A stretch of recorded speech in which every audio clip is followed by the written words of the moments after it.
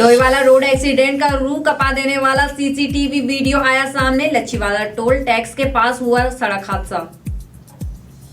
हल्द्वानी में सड़क हादसे में घायल गर्भवती नवविवाहित की मौत, पति की हालत नाजुक।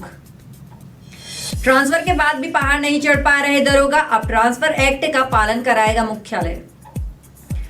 रुद्रप्रयाग में वायरलेस सिस्टम विकसित, देश में पहली बार किसी जिले ने अपना नेटवर्क किया स्थापित। केदारनाथ धाम में अभी भी 3 फीट से अधिक बर्फबारी से कार्यदायी संस्थाओं के कैंप को पहुंची व्यापक क्षति। नमस्कार, आप देख रहे हैं उत्तराखंड टाइम और मैं हूं आपके साथ अनुरागनी चौहान। खबरें अब विस्तार से। देहरादून के डोईवाला के लच्छीवाला के भयंकर सड़क हादसे का रूह कपा देने वाला वीडियो सामने आया है। सीसीटीवी में साफ देखा जा सकता है कि हादसे से पहले रोज की तरह सब कुछ सामान्य चल रहा था, तभी एक तेज रफ्तार डंपर टोल टैक्स के पास एक लाल कार को टक्कर मारकर घसीटते हुए काफी आगे ले जाता है। इस हादसे की चपेट में 2 अन्य वाहन भी आ जाते हैं, जिसमें 2 लोगों की मौत हो जाती है। वहीं हादसा टोल टैक्स पर लगी सीसीटीवी कैमरे में कैद हो गया। बता दें, आज सुबह करीब 8 बजे लच्छीवाला के टोल टैक्स पर एक तेज रफ्तार डंपर ने 3 वाहनों को पीछे से टक्कर मार दी। हादसा इतना जबरदस्त था कि वाहनों का डंपर के नीचे आकर कचूमर निकल गया। घटना से मौके पर हड़कंप मच गया। मौके पर पहुंची पुलिस व एसडीआरएफ ने डंपर के नीचे आई गाड़ी को बाहर निकाला। हादसे में 2 लोगों की जान चली गई। हादसा इतना भीषण था कि एसडीआरएफ को वाहनों को कटर से काट कर निकालना पड़ा। वहीं घटना के बाद मौके पर अफरा तफरी मच गई और मार्ग पर आवाजाही कर रहे लोगों की भीड़ जमा हो गई। वहीं हादसे के बाद टोल टैक्स पर लगे सीसीटीवी कैमरे से हादसे का वीडियो सामने आया है, जिसमें साफ देखा जा सकता है कि किस तरह से डंपर ने कार को रौंदा। सीसीटीवी वीडियो में देखा जा सकता है कि एक तेज रफ्तार डंपर टोल टैक्स के पास एक लाल कार को टक्कर मारकर घसीटते हुए काफी आगे ले जाता है। इस हादसे की चपेट में 2 अन्य वाहन भी आ जाते हैं। वहीं रूह कपा देने वाला इस हादसे के बाद से खौफ मचा हुआ है। हल्द्वानी रामपुर रोड हाईवे पर हुए सड़क हादसे में गंभीर रूप से घायल नवविवाहित ने उपचार के दौरान दम तोड़ दिया। बताया जा रहा है कि नवविवाहित 4 माह की गर्भवती थी। वहीं हादसे में महिला के पति की हालत नाजुक बनी हुई है। पुलिस ने शव का पोस्टमार्टम कराकर परिजनों को सौंप दिया है। मामले में पुलिस के मुताबिक पति पत्नी बाइक पर बिलासपुर रिश्तेदारी में जा रहे थे। रामपुर हाईवे पर बेल बाबा के पास पहुंचते ही एक तेज रफ्तार कार ने पीछे से बाइक को जोरदार टक्कर मार दी थी। हादसे में महिला व उसका पति दोनों गंभीर रूप से घायल हो गए थे। आनंद फानन में दोनों को अस्पताल में भर्ती कराया गया था, जहां इलाज के दौरान महिला की मौत हो गई। परिजनों के मुताबिक 4 नवंबर 2024 को मृतका का निकाह हुआ था और वह 4 महीने की गर्भवती थी। घटना के बाद परिजनों में कोहराम मचा हुआ है। बताया जा रहा है कि हादसे में कार भी दुर्घटनाग्रस्त हो गई, जिसमें कार सवार 2 लोग गंभीर रूप से घायल हो गए। कोतवाल राजेश कुमार यादव का कहना है कि मामले की तहरीर नहीं मिली है। तहरीर मिलते ही कार चालक के खिलाफ मुकदमा दर्ज किया जाएगा। उत्तराखंड में ट्रांसफर पॉलिसी के आधार पर पुलिस अधिकारियों को पहाड़ चढ़ना बेहद मुश्किल है। ये बात हाल ही में आईजी गढ़वाल के उन आदेशों को देखते हुए कही जा रही है, जिसमें पिछले लंबे समय से मैदानी जिलों में डटे पुलिस निरीक्षक और उप निरीक्षकों को पहाड़ भेजा गया था। हालांकि इन आदेशों का फिलहाल 100% पालन नहीं होता दिखाई दे रहा है। ऐसे में पुलिस मुख्यालय स्तर से मामले में दखल बेहद जरूरी दिखाई दे रहा है। उत्तराखंड पुलिस विभाग में बड़े अधिकारियों के आदेश का पालन न होने का गंभीर मामला सामने आया है। बात मैदानी जिलों में डटे पुलिस अधिकारियों को पहाड़ी जिलों में तैनाती देने से जुड़ी है। दरअसल पिछले दिनों पुलिस महानिरीक्षक गढ़वाल कार्यालय ने वार्षिक स्थानांतरण नीति 2020 का हवाला देते हुए कई पुलिस निरीक्षकों और उप निरीक्षकों को पहाड़ी जिलों में तैनाती देने के आदेश दिए।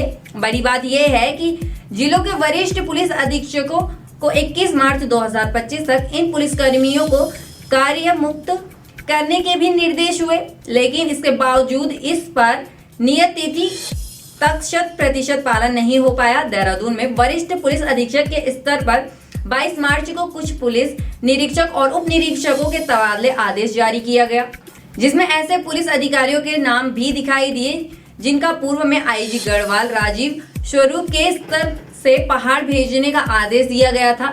लेकिन उन्हें पहाड़ी जिले के लिए कार्यमुक्त करने के बजाय ऐसे पुलिसकर्मियों को देहरादून जिले में ही दूसरे तैनाती देने का आदेश किया गया। देहरादून जिले में ऐसे कई पुलिस निरीक्षक हैं जिनकी मैदानी जिले में तैनाती की समय सीमा पूरी हो रही थी और इन्हीं की समीक्षा करने के बाद आईजी गढ़वाल राजीव स्वरूप ने ऐसे पुलिसकर्मियों को पहाड़ भेजने के आदेश दिए थे।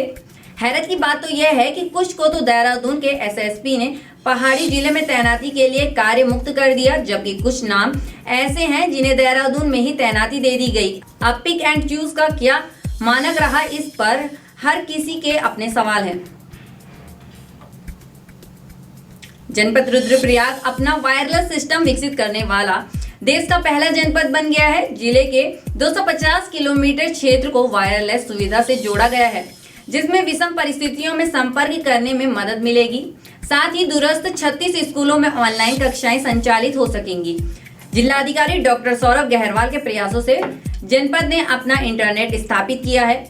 इस इंटरनेट को डिस्ट्रिक्ट डिजास्टर रिसोर्स नेटवर्क नाम दिया गया है, जो जनपद के 250 किलोमीटर क्षेत्र को कवर कर रहा है।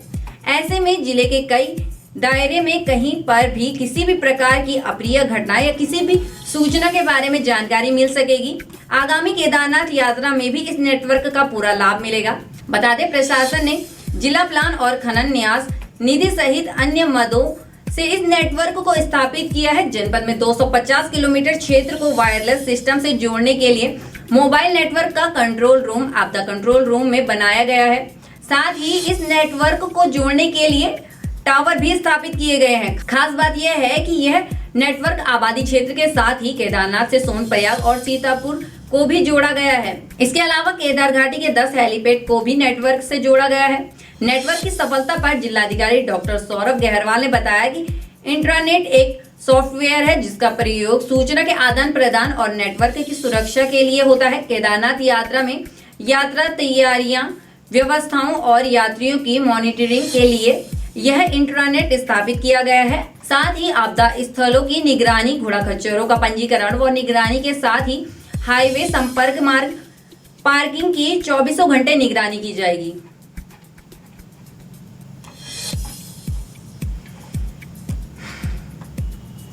केदारनाथ में बर्फ से कई कैंपों को व्यापक क्षति पहुंची है। धाम में अभी भी 3 फीट से अधिक बर्फ है और पूरा मंदिर परिसर बर्फ से ढका हुआ है। आए दिन मौसम खराब होने और ज्यादातर समय बादल छाए रहने के कारण बर्फ नहीं पिघल पा रही है, जिससे आगामी यात्रा तैयारी को लेकर संयस बना हुआ है। बता दें, मार्च माह के पहले और दूसरे सप्ताह में केदारनाथ में भारी बर्फबारी हुई थी। साथ ही यहाँ हर दूसरे और तीसरे दिन बर्फबारी हो रही है, जिससे धाम में अभी 3 फीट से अधिक बर्फ है।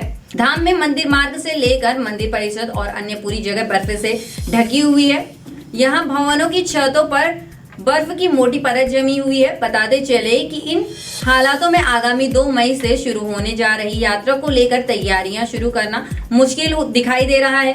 यात्रा शुरू होने में अब कुछ दिन ही बाकी रह गए हैं। दूसरी तरफ केदारनाथ में बर्फ से पुनर्निर्माण कार्य से संबंधित कार्यदायी संस्थाओं के कैंप को भी क्षति पहुंची है। 2 दिन लोनीवी के कर्मचारी पैदल मार्ग से जैसे तैसे केदारनाथ पहुंचे तो देखा कि वहां MI-26 हेलीपैड के ऊपर तरफ कार्यदायी संस्थाओं के कैंप क्षतिग्रस्त पड़े हैं। कैंप कार्यालय व आवास भवनों की छतों पर बर्फ से टूट पड़ी है।